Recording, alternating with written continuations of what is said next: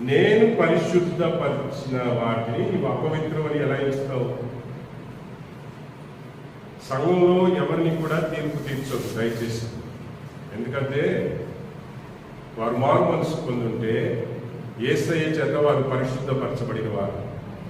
వారి అంతటి వారైనా వారు వ్యభిచారంలో ఉండొచ్చు, పాత జీవితంలో దొంగలు కావచ్చు, తక్కువ కులస్తులు కావచ్చు, ఎక్కువ కులస్తులు కావచ్చు, ఎవరైనా కావచ్చు, నరహంతకుడు కావచ్చు, ఎవరైనా కావచ్చు. ఒక్కసారి దేవుని సన్నిధికి వారు వచ్చి రావడం మొదలు పెట్టిన తర్వాత దయచేసి ఎవరి గతం గురించి ఎవరు మాట్లాడకూడదు. ఎందుకు చెప్పండి? యేసయ్యే క్షమించి పరిశుద్ధపరుస్తుంటే వారి గతం గురించి మాట్లాడడానికి నువ్వు ఎవరివి అని దేవుడు మనల్ని ప్రశ్నిస్తాడు. నిజమేనా? అందుకనే ప్రభు ఏమన్నాడు? తీర్పు తీర్చుకొని